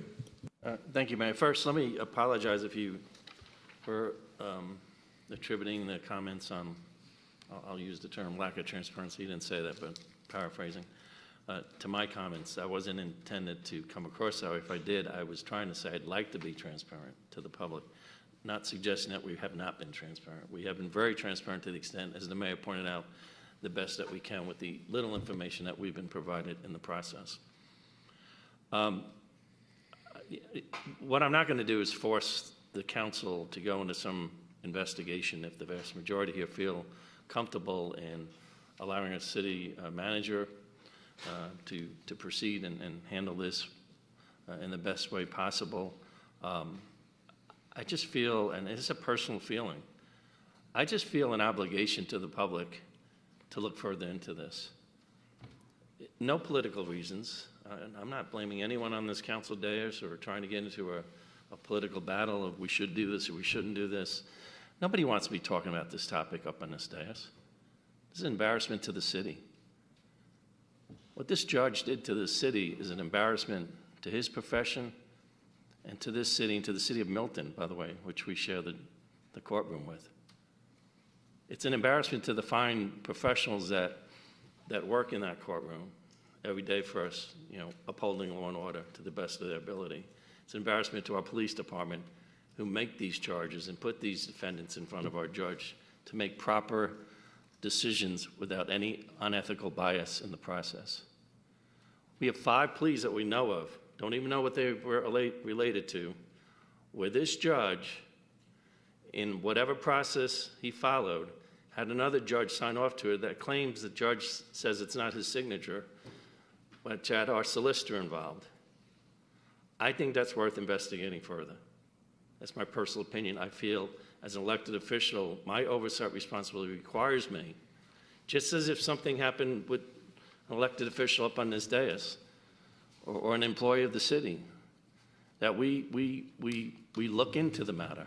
And we may very find out there's not that much more we can do. My understanding with the GBI is it has to be, a sense of potential criminal activity occurred. And I don't know what their standards are to determine that.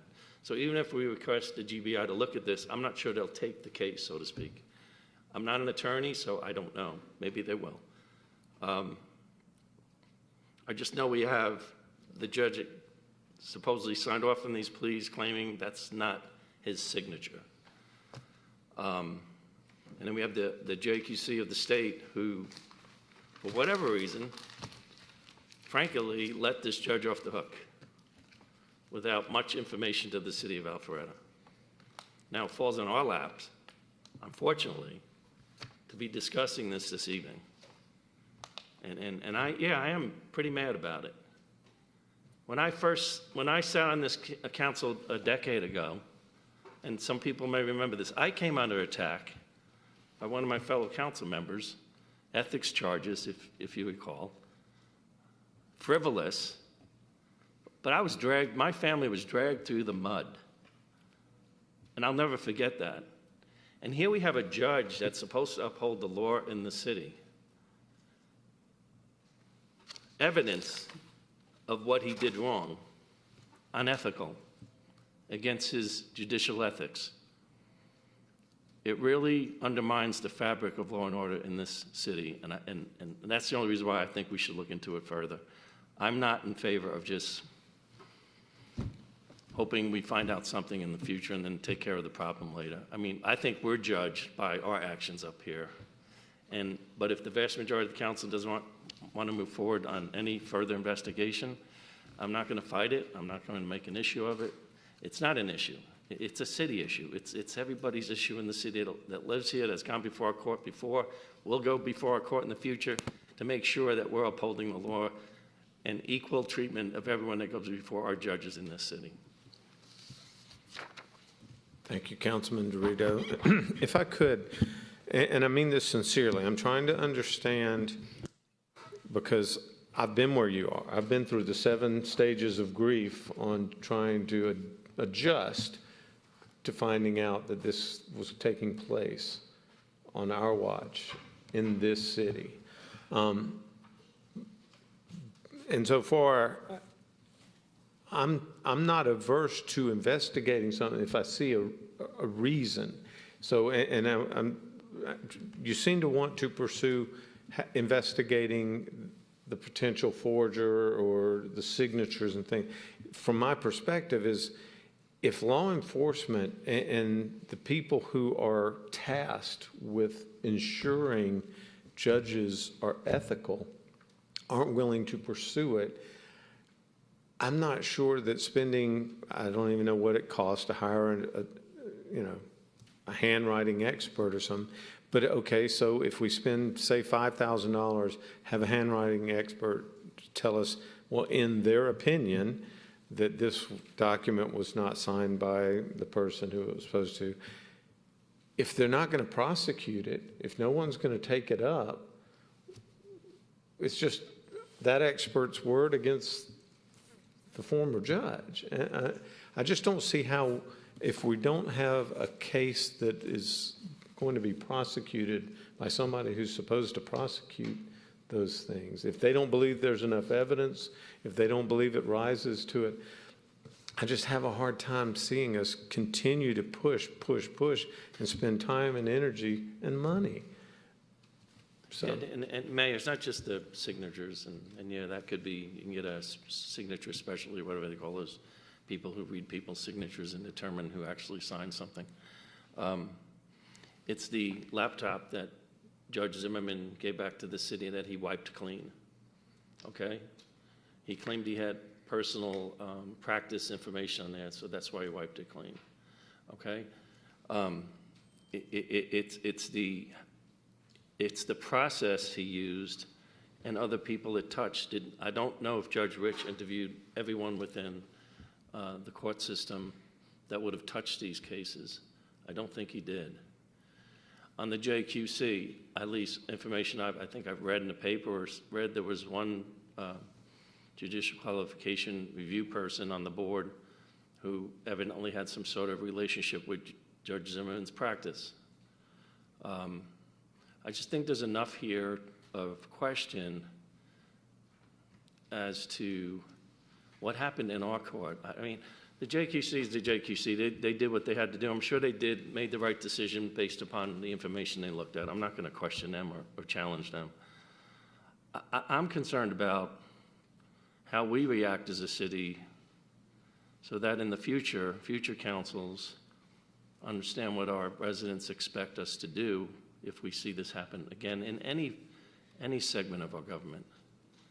And I don't know, I feel like we're turning our backs on our responsibility by just saying, all right, JQC made their examination, they came out with their ruling, even though we don't really know what they looked at. They held back documents from us, I believe. Mr. Lagerbloom, is that correct? We didn't see all the evidence that they looked at. There were certain documents that were provided to Judge Rich and others that he believes were not. Right. And I don't know if the solicitor's participation should be looked at. Former solicitor, who we just settled with, by the way. That was in the newspaper. I just think it's a little bit of a messy situation I'd like more clarity on. If at the end of the day we come out with the same answer as, the JQC came out with, well, so be it. Then I feel like we at least did our job of oversight. But Councilman Biner? Where you were last week when I didn't want to pay another dime. But two things. I don't know if I'm going to throw three in there. I don't think one person here holds a monopoly on it being embarrassing or mad or upset. There's strong feelings by all seven of us. So there's that to be said. Control the controllables. What I feel like you're asking, we don't have jurisdiction. We can't compel anybody to tell the truth, any questions that we have. So we give it to the ones that have jurisdiction with us. But furthermore, asking our city administrator to look at what changes can be done and work on that, that's a good path forward for us. So I think we are moving forward in that end. What I would ask for anybody that wants to further investigate, to what end? What are we trying to accomplish, and what can be done? And if that can be written and documented to us, I'd be happy to look into that. But I just don't know to what end. So I think the good path forward is saying, okay, how can we resolve what we had seen in the department? So Okay. I just don't want to. I don't want to politicize this and who has the most anger or upset or embarrassed by this, because I think we all probably are about equal. Any other comments? So, I think what I'm hearing then, do you feel like you hear? Yeah, I believe I've got some direction. I believe what I'm hearing, because it would only take a couple minutes, is that there were some on the council, unless directed otherwise, it'd be very easy for me to deliver this to the regulatory authorities, let them make their own independent decision as to if they choose to do anything with it. I would deliver a redacted version to them if they chose to want to see more of the information. They certainly could ask me for it, and we would then provide it. But we could certainly start there as taking it from our house, taking it from the report that was received and putting it into the hands of those that if there was something that could be done further, they're the ones that could do it. And then I'll do that and then just report back to the council if I get any traction on moving forward. What I can tell you, and then I'll be done for the night on this topic, is that we did identify that there was certain factors that went into place in each of the things that the JQC investigated. Those were that there was a judge's name used that wasn't, or an attorney's name used that wasn't present, that there was a negotiated plea from a DUI to something of a lesser charge, and that these were all done as pleas in absentia, meaning that both the defendant as well as the representing attorney don't have to appear in court for those things to happen. Just because I was curious, I asked our court clerk to go back and do an audit of the full calendar year 2021, just to see if there were any additional situations where those three conditions were met, where it was a plea in absentia, where this attorney's name was used, and whether it was a negotiated plea from a DUI to something of a lesser charge. We did not discover any additional in 2021. We could certainly go back and do that for a decade. We could do it back as long as the former judge was on the bench, but I wanted to at least have something to report to you that we went beyond what Judge Rich did and looked at the most recent past to see if we identified a trend that I might come and say to you, I think we need to look, dig deeper into it. So we have done a little, and I just want to let you know that, but at this point, we'll stop with that, and I'll put a cover letter on the report and I'll deliver it to the regulatory agencies tomorrow. Thanks, sir. There is no vote on this, so that'll wrap up the workshop. Now's the opportunity for public comment. So if there is anyone here that would like to come forward for your opportunity to make a comment. Mr. Mayor, we do have 2 public comment cards for public comment portion of tonight's meeting. Our first speaker is Deborah Eves. If you'd like to come forward, just as a friendly reminder, please speak into the microphone here at the podium and then state your first and last name and your address for the record, please. I'm very nervous, so forgive me. Don't be nervous. Good evening to everyone. My name is Deborah Eves. I live at 115 Pebble Trail here in Alpharetta. The reason I came tonight to speak is because I'm concerned about the loss of trees in our city. My parents moved here to Alpharetta in the 70s. My grandparents moved here in the 80s, and I live here now. I can remember back going to the library that's now the Art Center when I was a child, and I've seen a lot of changes in Alpharetta, but none of the changes that I've seen a lot of good changes, but none of the changes I've ever seen have made me as sad and as upset as the loss of the old oak trees on Canton Street. I feel that, well, I will say this. I know that you guys are aware of this and that you care about it because you passed the overlay for our neighborhood back about a month ago. You listened to us, and I'm very thankful for that. However, the overlay, which has not prevented the loss of these specific trees. Now, I've counted them. I'm not an expert on exactly how many there were originally, but I think there were 18 or 19 trees originally. About 4 have been lost, 2 in the last year that I know of, and there are 2 more that are slated to come down. And they're huge, they're beautiful.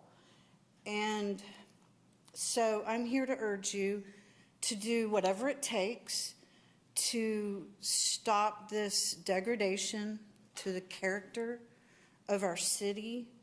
This is a beautiful street. It has trees, more trees, I think, than any of our other streets around here that are that old. I think most of them are at least 150 to 200 years old.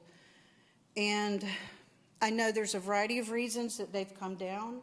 There's some that are very disappointing, hearing that a tree company, an arborist, not ours, said that, a tree was dead in the middle. And then I went and looked at it, and it looked super healthy to me. But I don't know what the answer is here.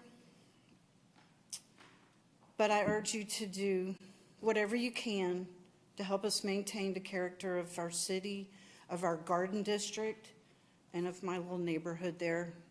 Because I know that all of us that drive into the city from Milton down that road, that walk into the city from all our neighborhoods up there, we love that street. I know you do too. I hope you'll help us save it.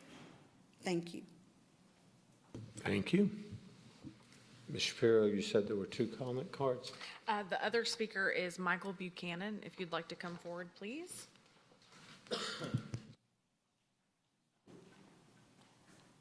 I need to restate name and all that. Might as well. It'll only take a second. Michael Buchanan, 135 Pebble Trail. I live near Deborah, and I know how nervous Deborah gets to have to get up and speak, so therefore she must be extremely passionate about this. So I want to talk about kind of the same thing. So I moved here 27 years ago. Almost half of my life has been spent in Alpharetta. And I remember the first time I drove down Canton Street going to Pebble Trail, and I went through the big canopy of oaks, and I was like, okay, this is cool, right? That alone was one of the things that introduced me to where I was going to be living for a long time. And when visitors would come, they would go, that's cool. I love where you live. We're going down through these old oak trees. And I learned, and I was always proud for them to do that and to tell me that. And every day I'd get up, and when I taught at Chattahoochee High, I'd go through those trees and come back through the trees or walking downtown. And they were always there. And they made an impression on my soul. I also learned that they were part of the original road into Alpharetta. That was the Canton Street that people came down a long time ago when they got here. So those trees were planted quite a while ago on that street, which was probably back when it was a dirt road, I would imagine. And so then the first tree was cut that Deborah was talking about up there in front of those, one of those big houses. And it kind of got everybody in the area worked up. And we did like we were always encouraged to do. We engaged the city, we engaged our government, our elected officials, and the response was great. Kathy Cook has been wonderful, David Shostak, They engaged with us. We spoke before council. We had a whole lot of people that were very actively seeking to change this pattern. And so, but having started all this back in probably March or whenever, since we've been up here a lot, there's really nothing changed. I still hear the chainsaws. I still see the clear-cut lots from side to side. I still see the trees gone. And so, and the main reason is, we've talked about an overlay, but there's still not one that's got teeth to it where this doesn't take place. There's still not a garden district for us. And the code as it was is the way that it still is. So this is continuing to happen. And so the developers have learned over time, starting in Brookhaven, they got good at it down there, and they've learned how to manipulate the code to do what they want, which is, if there's a tree that keeps me from building this big house and I might have to spend a little extra architect or creativity to work around it, that's not the case. They just go in and they whack them all down, and as long as the code says that they can come back in and plant some trees to recompense that area, then that's what happens. And so we haven't really seen anything change, and it's the same with the water management and all that. They're building these houses 4,997 square feet so that they don't have to, so that the 5,000 square Just to remind you, you only have 3 minutes. I know, I'm getting there. And so You're past there. I'll talk quick. So we learned about the tree that's already was cut that had nothing wrong with it on the inside, and Kathy addressed that, I think. Now we know that there's possibly more of them that are going to be cut. And as long as the code exists as it is, as long as there's nothing that's expedient about fixing this, then they're going to be gone, and they'll never be back again. And the look of Alpharetta in that area and everything that I feel about that area will be gone. The reason Deborah and I are the only ones here is because a lot of the other people that addressed this, that spoke up, that engaged with us, they've given up. I hear the words, it's pointless. I'm not going to try anymore. Why bother? I'm moving from the area over and over. But I won't give up. But I don't have a vote. I'm not on council. I don't get to change things. I'm sorry, but if I'm giving you 7 minutes, I've got to that's give 7 minutes? Oh, my God. Okay, I'm sorry. No, you're only at 5. Okay. But I was then just... that was my final thing. You have 3. Okay. Then you guys are the ones that can do something about this. And if we wait and wait and wait and talk about it, everything will be gone. And so I encourage you to move this up the food chain a little bit. Okay? Thank you very much. Hopefully we can fix this. Thank you. Thank you, sir. Do we have any more public comment cards, Ms. Shapiro? We do not, Mr. Mayor. However, if anyone else wants to come forward, now is your chance to do so. Seeing none, we'll close public comment. So we have reports. I'll see if anyone else has one in a minute. I had spoken with Assistant City Administrator James Drinkard a little while ago. I don't know if any of my other friends and cohorts up here or neighbors out in the audience also got your property tax bills last week. Oh, yeah. So I got mine. And after having spent the last 4 or 5 months negotiating with Fulton County, who wants to get a much larger share of the sales tax revenue in Fulton County, I paid very close attention to the materials they put out lately. And so is that available for people to see now? Okay. So this is the little informational booklet that came with my property tax assessment last week. And I'm showing you this because when I looked at that, I thought 32.880 millage rate. I know the city of Alpharetta only charges 5.75. And even out of that 5.75, we give numerous homestead exemptions. So from your assessed value, we have right off the top $45,000 homestead exemptions for our property owners, residential property owners. We have a senior exemption, homestead exemption. On top of that $45,000, that if you're 65 and older, you get 25,000 additional, which brings you up to a $70,000 homestead exemption if you're a senior in the city of Alpharetta. We also have a full homestead exemption. So if you reach certain income and certain age, you literally have zero property tax liability for the municipal taxes in the city of Alpharetta. So that's just a start. Not even counting the floating homestead exemption that was legislated from the state back in 2018, as I recall, which means as your property values escalate in the city of Alpharetta, it cannot go up. It cannot, not anything else, more than CPI or 3% every year. And so if you have, like many of us have, homes that have doubled in value over the past 5 years because of the inflation in home costs and things like that, it still won't go up more than 3% a year. Inflation's 9.1% this year, and your property taxes remain the same. And I say all this because I don't want to go through the whole booklet with you, but I found it very interesting. In the booklet, it had some cities broken down so you can see what the components are, but there's 15 cities in Fulton County, and I think they only had 5 or 6 cities that were broken down, and Alpharetta's wasn't. And so I don't want our homeowners to look at this and think, wow, the city of Alpharetta is charging all that money. The fact is that of the 32.88 millage rate in the city of Alpharetta, the city has 5.75 of that percentage. Reduce that by all those homestead exemptions that I just outlined for you. The rest goes 9.02% to Fulton County. So their base property tax level is already 30%, 50% higher than ours. And yet they're still saying that they need more of the sales tax revenue than what we're providing right now for a far lower property tax rate.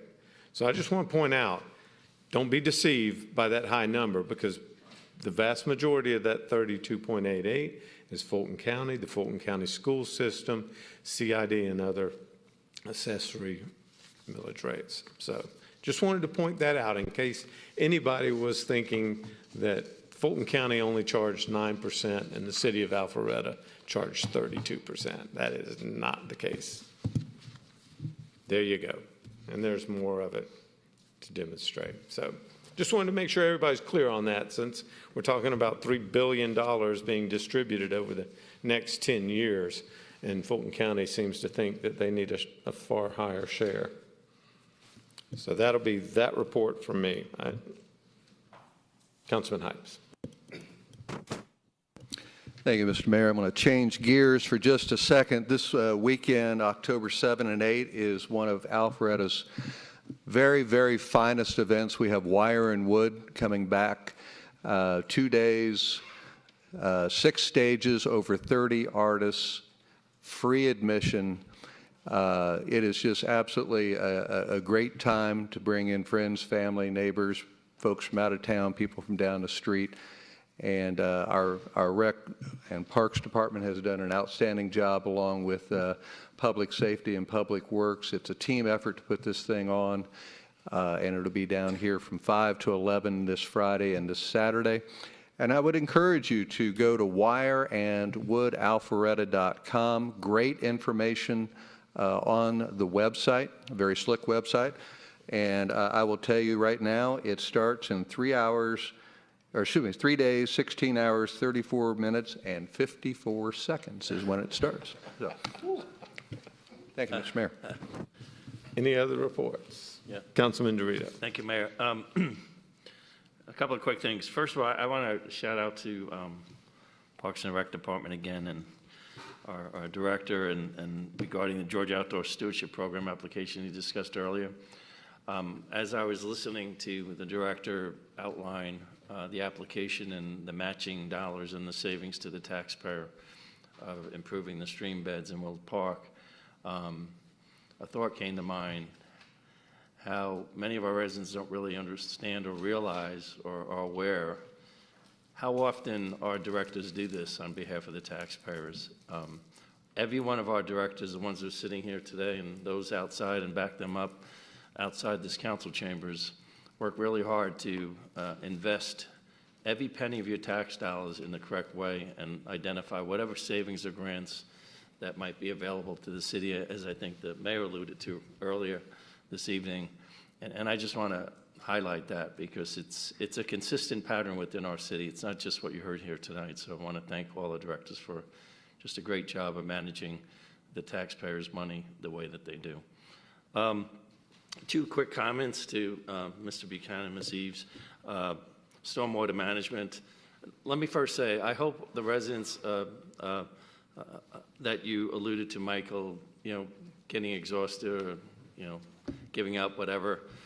I hope you go back to them and tell them they need to stay engaged, because a lot of what's happening, both in stormwater management in the city and with our trees, and the concerns you have with trees, we are taking action on that. This council has outreach to Ms. Cook. I've had a number of discussions with Ms. Cook on the trees, for example. She's out looking at other ordinances around the country where we can bolster up the tree ordinances. Mr. Buchanan, I think you spoke about, increasing, for example, fines of removing a specimen tree to the point where it causes the builder, a future builder, to reconsider how they might want to spend more money on architectural design than removing trees.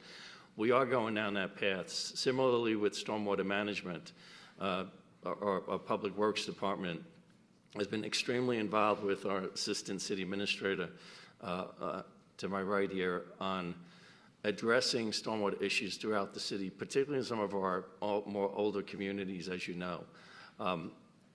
For the first time, I think, in years, the city, in this year's budget, almost quadrupled the amount of stormwater maintenance dollars. It's 4.2 million, I think, off my head. It used to be 1.6 million. And I think this council at least has committed to funding that amount of money each year for at least the next decade to address stormwater issues. And just this past week, I spoke to our Director of Public Works, Pete Sukowitz, and I think he spoke to the mayor as well about potentially looking for some grant dollars in working on enhancing and improving some private stream beds within private property, which up until this point we've had a lot of limitations of what the city can and cannot do in private property areas as far as stormwater management.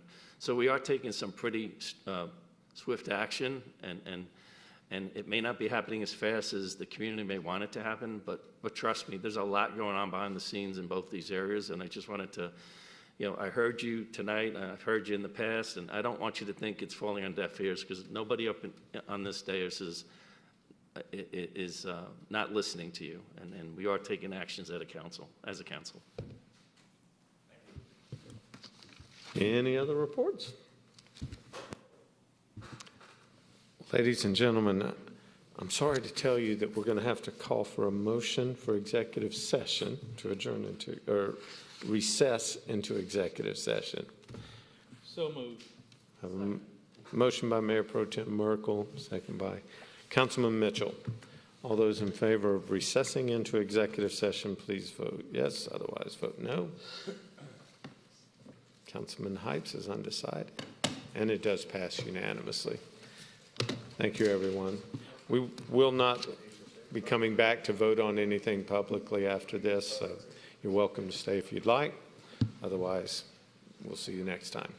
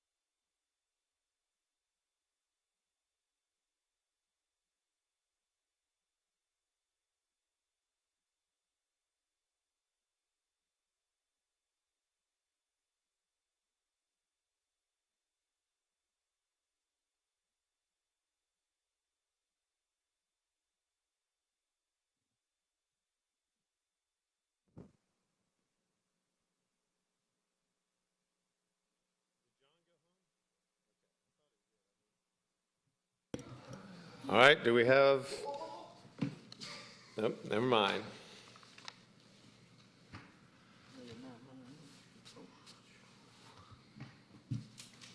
Do I have a motion to reconvene the meeting? So moved. We have a motion by Dorito, second by Mayor Pro Tem. All those in favor of reconvening the meeting, raise your right hand. And it is unanimous. I guess I should note for the record that Councilman Hypes and Councilman Binder are no longer with us this evening. And now we'll have a vote for adjourning. Do we have a motion to adjourn? Councilman Mitchell, second by Councilman Will. All those in favor of adjourning the meeting, right hand. It is unanimous. Thank you, everyone.